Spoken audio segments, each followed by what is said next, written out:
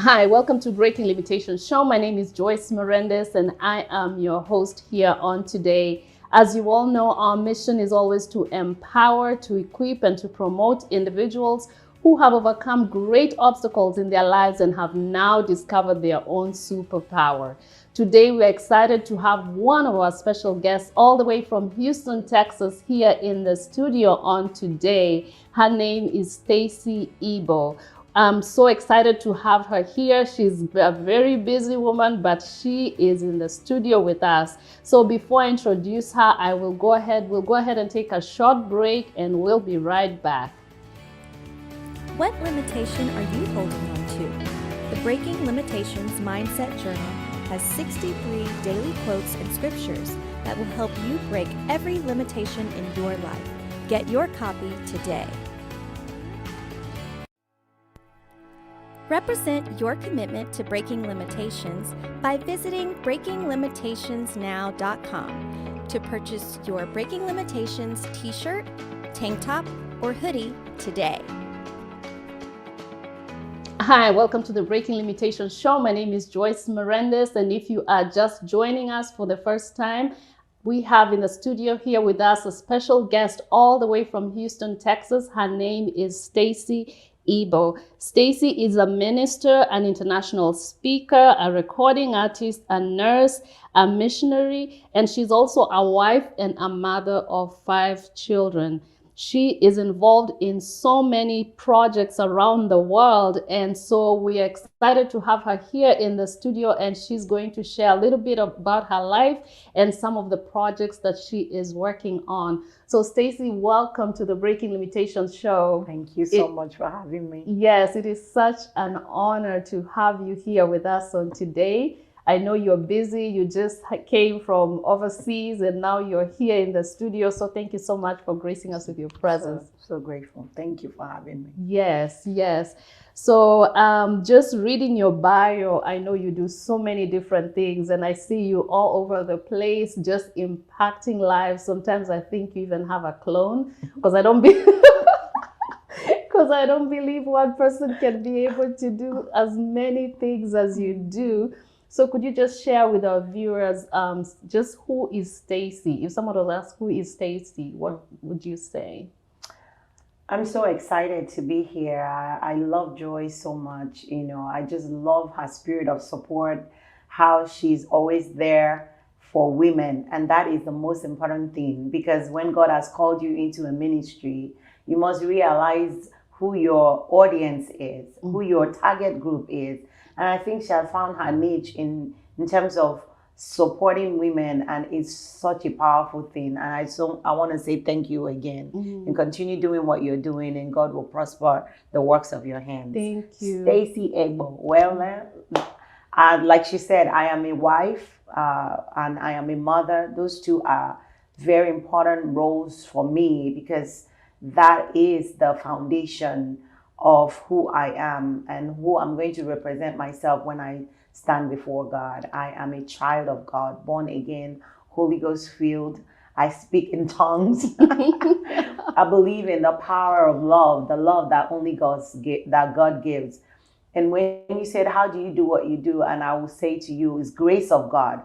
And I believe in the grace of God, because the grace of God is more than enough for us. And when we embrace the grace of God, it helps us to achieve great things, because God said that greater is He that is in the inside of us than he that is in the world. And He says that the name of the Lord is a strong tower. When we run into it, we are safe. So when you believe that you have the greater one inside of you, and you know that you are safe, sometimes it just throws away all those little things that brings fear, or I don't think I can do this, or I don't think I can do that. So when you have these things working for you, that the grace of God is enough, that the name of the Lord is a strong tower, and that the greater one lives inside of you, you're pretty much a superwoman, just like she said. Wow, wow. That is so powerful, because it's so important to be able to truly know the magnitude of God's love for us, and that actually it dispels everything else, all the fear and everything. Because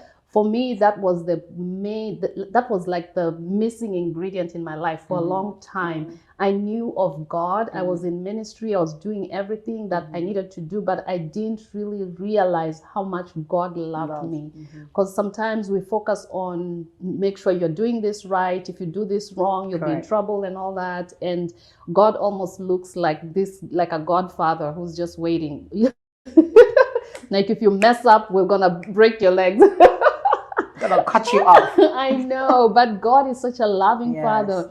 And the more we discover who He is, the more we get to just understand how much He loves us, the more we are able to become who He has called us to be. And for you, I see how you you do so many things in ministry and all that. But I was so blessed when we did the walk, and then you gave your testimony about the clinic that you're studying in Nigeria. And I just wanted us to talk a little bit about that. Like, not every day do you meet someone who is starting a clinic. That's not like just starting a little business here and there. That's a whole clinic. So what led you to even think to start something as big as a clinic? You know, I had a tragedy in my life. I lost my mom at a very young age. I think I was 23. I was 23 when my mother passed away. I just had a baby, and I was waiting for my mom to come and visit me here in the United States. And my mom just slumped one day and just died like that. Wow. You know, died the same day. And prior to that, my mom had high blood pressure. My mom knew she had high blood pressure, but she didn't have access to even a clinic or to a medical person. She was not doing frequent checkups. She was not taking any care of preventive measures to monitor her blood pressure.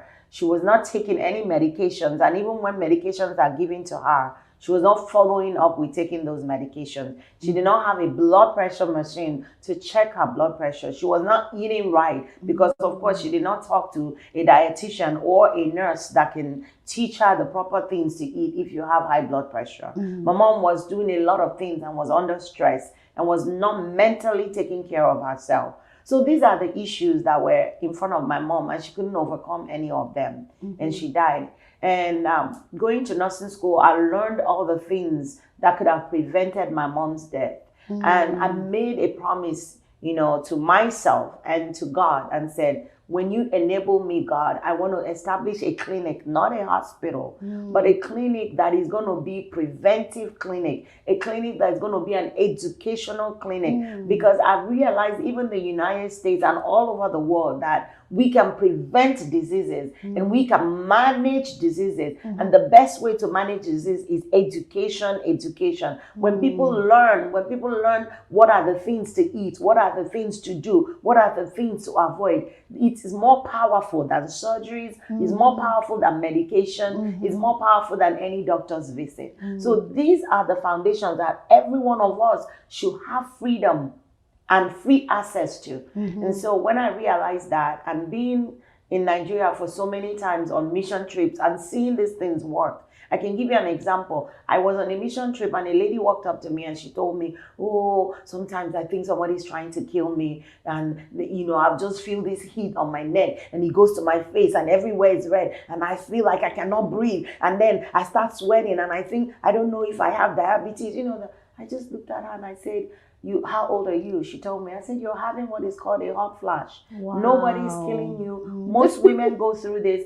I can't tell you, after I explained all this to her, I just see her walking around that day. But first she came with all these mood swings and all these, you know, demeanor that she's going to die any moment from now because this evil disease is coming to take her. And she even thinks somebody gave it to her. It's a witch doctor that threw a spell on her. But with education, she understood that this is just a part of, you know, what a woman's cycle, what women go through at a certain age. And you know, when I came back next year, she was thriving and doing very well. She could have gone to so many doctors and nobody could have helped her. She could have taken a lot of medications and it would still not help, because for this particular menopause, there's really not a medication you can take. But when you understand what is going on, there are certain things that you can do to avoid it getting so serious, so exacerbated, so that you will be uncomfortable. So that is what this clinic is about. And I don't know how we were going to do it, but by the grace of God, again, I said, understanding that the greater one is inside of you. And he said, you can do all things through Christ that strengthens you.